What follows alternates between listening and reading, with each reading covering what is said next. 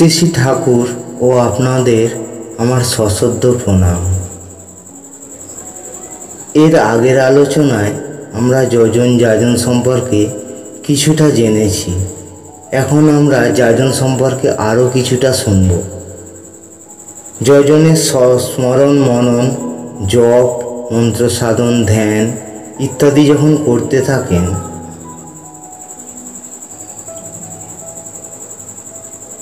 তখন আপনার বাহ্যিক ও আভ্যন্তরীণ বেশ কিছু পরিবর্তন হতে থাকে। আপনার কথা বলায়, চলায়, ব্যবহারে একটা সৌন্দর্য আসতে থাকে। নম্রভাব ও কোনো কোনো ব্যক্তির ক্ষেত্রে কিছুটা বৈরাগ্যভাবও দেখা যায়। তখন আপনার শরীরে এক দিব্য কান্তি আসতে থাকে। আভামণ্ডল বা অরামণ্ডল বিস্তৃত হয়। কোনো কোনো ব্যক্তি বাকসিদ্ধ হতে থাকেন। এই জন্য এই সময় খুব সতর্ক থাকতে হয়, বাক সংযত হতে হয়। এই রকম ঘটলে গুরুদেবের সাথে ছাড়া অন্য কোনো ব্যক্তিকে কোনো কিছু বলবেন না বা বুঝতেও দেবেন না। এতে শক্তি ক্ষয় ও শক্তি হারানোর ভয় থাকে। বিশেষ কিছু ক্ষেত্রে নিজের থেকে উপরের স্তরের কোনো সাধক বা সাধিকাকে বলা চলে, কোনো বিষয়ে পরামর্শ নেওয়া যেতে পারে। আমরা যখন কোনো সৎসঙ্গে যাই, কোনো গুরু ভাই বোনের বাড়িতে যাই, যাজন বা ধর্ম আলোচনা করি, তখন যে যার সাধনা শক্তি দ্বারা নিজ নিজ আভামণ্ডল সক্রিয় ও বিস্তৃত হয় এবং তার দ্বারা ভাবশক্তি সকলের হৃদয়ে প্রবাহিত হয় ও উদ্দীপনার সঞ্চার করে এবং আরও অন্যভাবে সকলের মধ্যে ভাব, ভক্তি ও শক্তি প্রবাহিত হয়। এই একই সাথে সকলের মঙ্গল সাধন হয়। যত উচ্চতর সাধকের সঙ্গ করা হয় ততই উদ্দীপনা ও শক্তি বৃদ্ধি হয়। এই জন্য দেখা যায় কোনো কোনো সিদ্ধ সাধক বা উচ্চতর সাধকের সংস্পর্শে এলে মন শান্ত হয়ে যায়। শরীর যেন নিজে থেকেই হালকা, বোঝামুক্ত হয়। এক দিব্য শান্তির ছোঁয়া পাওয়া যায়। এখানে অবশ্য গুরুদেবের আশীর্বাদ ও সাহায্য দুটোই থাকে। এজন্য কোনো আর্তপীড়িতকে যথাসাধ্য সাহায্য অথবা সঠিক পথ দেখাতে পারলে গুরুও তুষ্ট হয়ে যান। এখানে কিন্তু সাহায্য মানে শুধুমাত্র অর্থ সাহায্য নয়। গুরুদেবের সাহায্য ছাড়াও এই সমস্ত সৎসঙ্গে অনেক সূক্ষ্ম আত্মারা আসেন বিভিন্ন পদ থেকে, বিভিন্ন স্তর থেকে। অনেকে আমাদের সাহায্য করতে, আবার অনেকে শুনতে। ওই সৎসঙ্গ তখন সাধুসঙ্গে পরিণত হয়। ওই সকল সূক্ষ্মদেহী আত্মাদের আমরা আমাদের মোটা দৃষ্টিতে দেখতে পাই না। সৎসঙ্গ বা সাধুসঙ্গে অমৃত ধারা বইতে থাকে। কখনো কখনো মনে হয় শ্রী গুরু যেন আমাদের মধ্যে এসেছেন, আমাদের মাঝে আছেন। এখন সদ্গুরু যদি দয়াবশত আমাদের জ্ঞানচক্ষু খুলে দেন, তাহলে আমরা এই বিরল দৃশ্য দেখতে পাই। এই জন্য গুরু প্রণাম মন্ত্রে বলা হয়েছে, অজ্ঞানতি মিরন্ধস্য জ্ঞানঞ্জন শলাকায়া চক্ষুরুন্মীলিতং যেন তস্मै শ্রী গুরবে নমঃ। আমরা সৎসঙ্গ বা সাধুসঙ্গ যেটাই করি না কেন, এর দ্বারা অনেক বাধাবিঘ্ন কেটে যায়, ত্রিতাপ জ্বালা অনেক কমে আসে। তাই যাজন করা আমাদের অবশ্যই দরকার।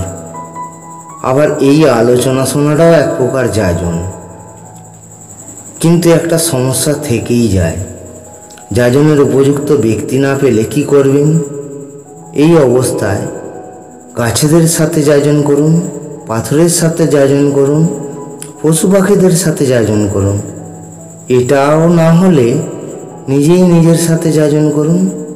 চাঁদ, তারা, আকাশ, বাতাস এদের সাথে যাজন করুন। একদিন দেখবেন এরাও আপনার সাথে কথা বলছে, আপনার ভাষা বুঝতে পারছে, আর আপনি এদের ভাষা বুঝতে পারছেন। একটা কথা মনে রাখা দরকার, গুরু নাম জপ, ধ্যান ইত্যাদি করলে গুরুর কিন্তু কোনো উপকার হয় না, হয় আমাদেরই।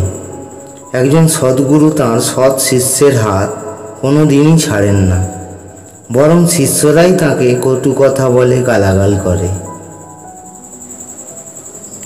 আসলে তিনি যে দয়াল ঠাকুর, আমরা যতটা যোগ্য হয়ে উঠতে পারি ততটাই এগিয়ে যেতে পারি, আর তিনিও ততটাই আমাদের দিকে এগিয়ে আসেন।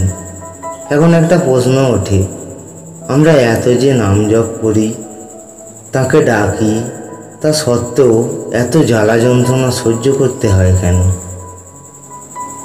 হয়তো অনেক কিছুই, কিন্তু তার আমরা কতটাই বা বুঝতে পারি?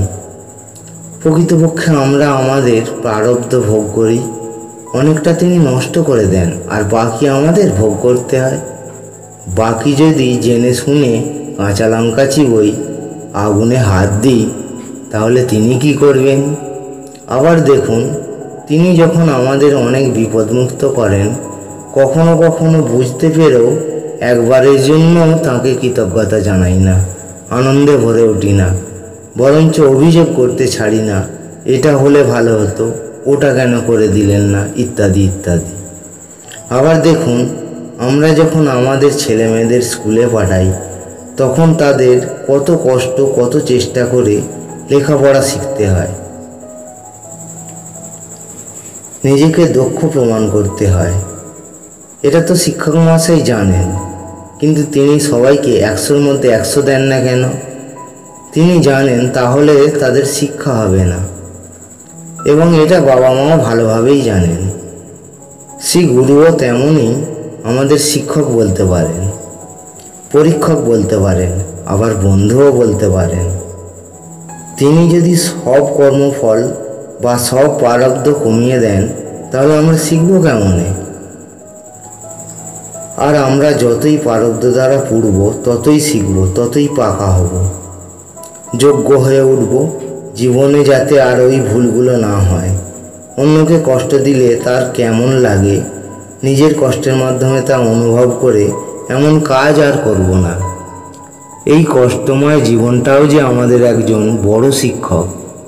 তাই ঠাকুর বলছেন, কেউ ঠেকে শেখে আর কেউ ঠকে শেখে। আর আপনি যাজনে এক পা করে শুরু করুন, আর একদিন দেখবেন আপনিও হয়ে গেছেন সবচেয়ে ভালো যাজক। আলোচনা তো এইভাবে চলতেই থাকবে।